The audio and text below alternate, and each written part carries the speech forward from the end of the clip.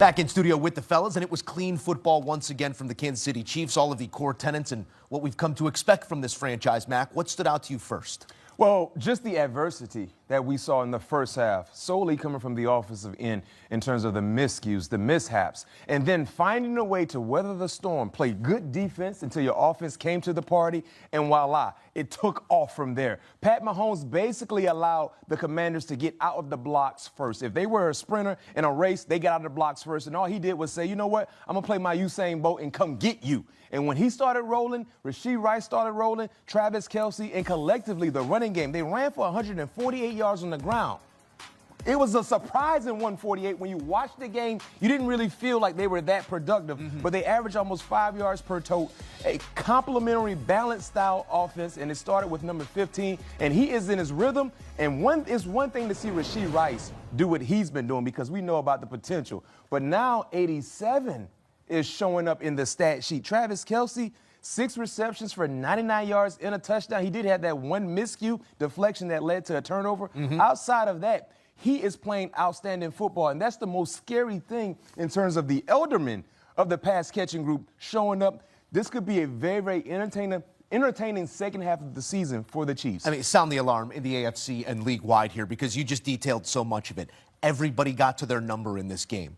34 passes, 284 yards, 30 rushes, 148 yards on the ground. Balanced football. The quarterback gives it away a couple times, but kept it clean otherwise. Another 3-touchdown performance, Emory Hunt. This is a 3-alarm fire from all others that are trying to do exactly what the Chiefs have done for the better part of a decade now. Here's the reason why all of that happened tonight. The Kansas City Chiefs are the smartest football offense in the league. Their football IQ collectively is top notch. Because when we talk about the running game, the vision that the backs have to hit the holes that are there on the inside, knowing how to press before they accelerate through the hole, that's check number one. That's why they ran the football well. Quarterback play. Pat Mahomes looked like the younger Pat Mahomes, where he's just buying time in the pocket, finding guys downfield, keeping himself behind the line of scrimmage, and then throwing the ball accurately to many different targets. So they pepper different targets with passes.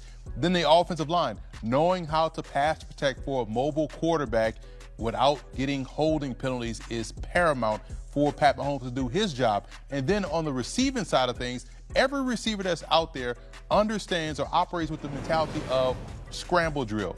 They find open grass. They do not settle in where their routes are relegated to go. We saw that multiple times on touchdowns. We even saw it from Kareem Hunt, leaked back in the back of the end zone for the reception right there for a touchdown. We saw it with Travis Kelce. We've seen it with Rashee Rice. And all of those guys scored on second chance opportunities with their route running. So collectively, their football IQ on offense is the best in the league, and that's why it's scary time right now for Kansas City and those people that have to play them on the schedule. 14 touchdowns passing over the last 5 games for Patrick Mahomes. A 4-touchdown performance in there, and now 3 consecutive 3-touchdown performances through the air. It was a play that we gave out earlier on HQ. You watch, you wager, you win, but it's a fun team to watch, no matter if you're wagering or not, this Kansas City Chiefs side. On the other side, I want to go back to the early game decision-making of the head coach in Washington. I know this is something you take issue with here, Mac, because instead of taking 3 twice, I know that's not today's day and age in the NFL, you come up 0. It was interception, turnover on downs to start the game. Avoidable start? Did that stunt what we saw over the remainder of the 60 minutes? Yeah.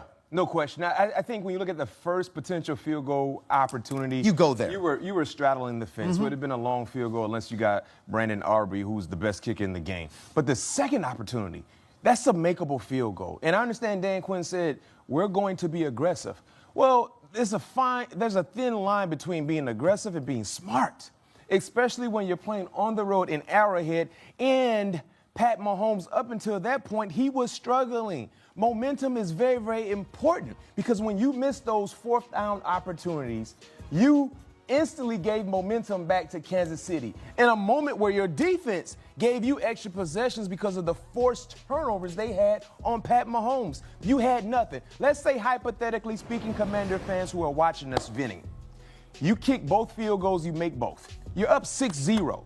Momentum is in your favor, and your defense, they get extra. They're playing with house money because they already created turnovers, and now they're really in their groove because they have points on the scoreboard, and they can really be dialed in to get more opportunities for you. Yeah. When you be aggressive like that, you better have a game plan in place. Not to mention, you got to look at what you've done thus far.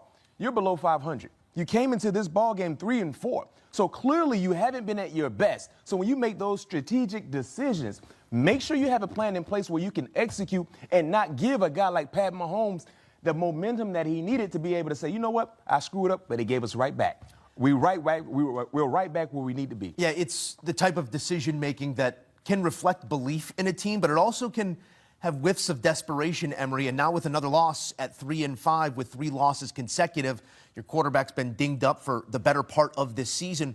What does it look like the road forward for Washington? Well, that's why it looked like they went all in on this particular ball game because, yeah, they were aggressive, but there is a fine line between aggressiveness and recklessness, and their aggressiveness was a detriment to success tonight because they went all in on the first half, and what happened in the second half, they barely had the football. Kansas City leaned on these guys so they couldn't get off the field, and which allowed Kansas City to slowly choke them out in this ball game. So now, because you lost this particular game, you went all in, and we've seen teams play Kansas City like this is their Super Bowl. And so now what happens the following week? Will Jaden Daniels come back? Can you run the football? We saw Kansas City's front seven do a phenomenal job in playing the zone read run, taking that away, which forced them into a one-dimensional game. Yeah. So now you have this, again, find the running game. We talked about this in pregame. Yeah, you can run the football. You led from the front for a lot, but you don't really have a true run game.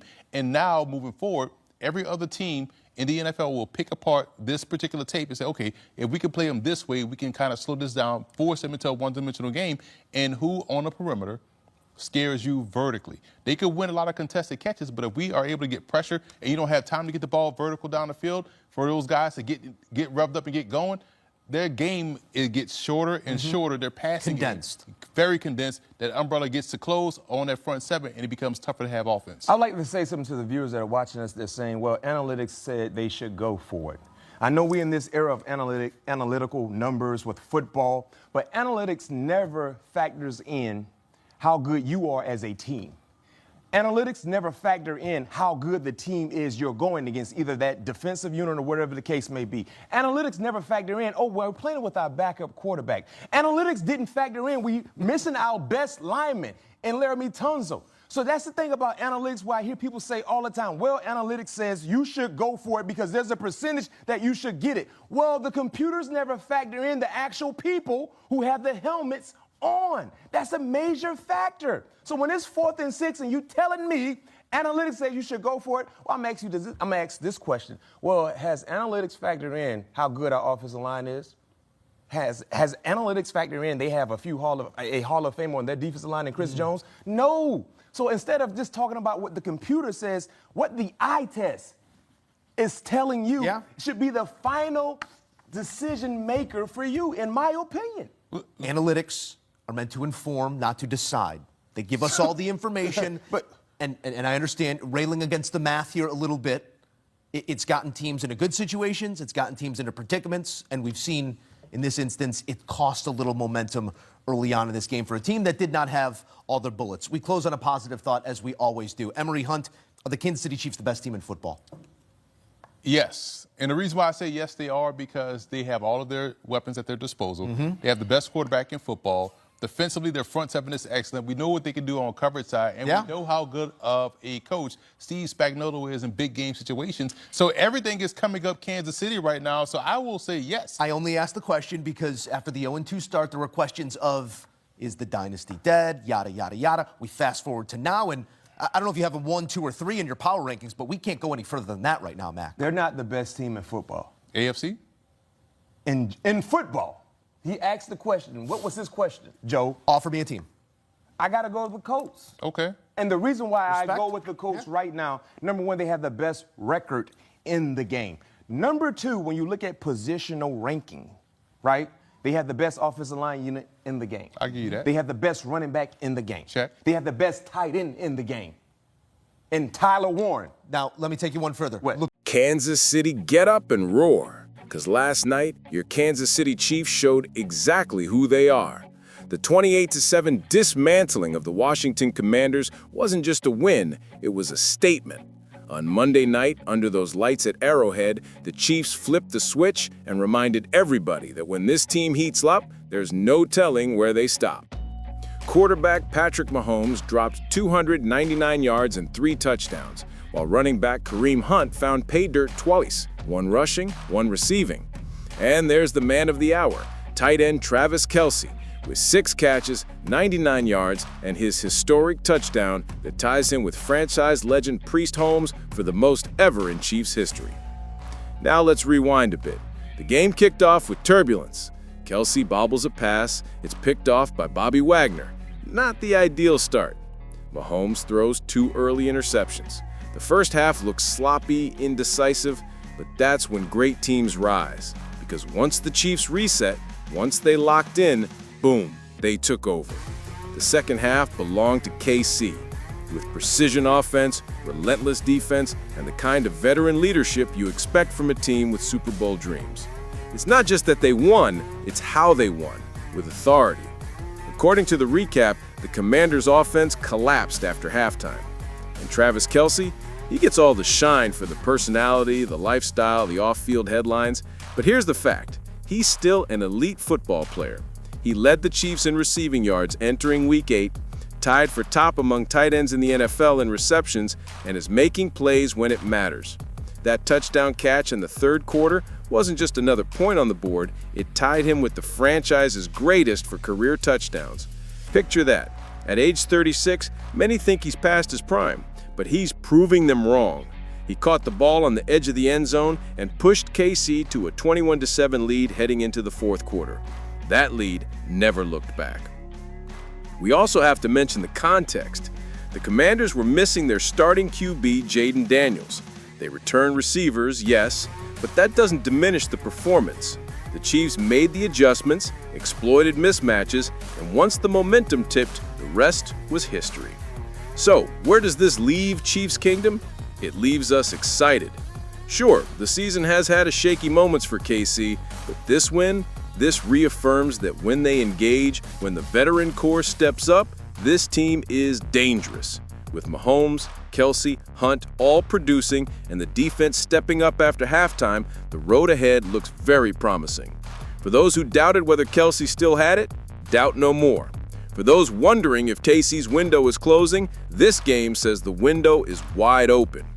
In conclusion, fellow Chiefs fans, celebrate this win, enjoy the moment, but don't relax. The best is yet to come. The pieces are aligned, the veterans are delivering, and the momentum is building. So ask yourself, are you ready for the ride? Because Chiefs Kingdom is roaring and the rest of the league better listen.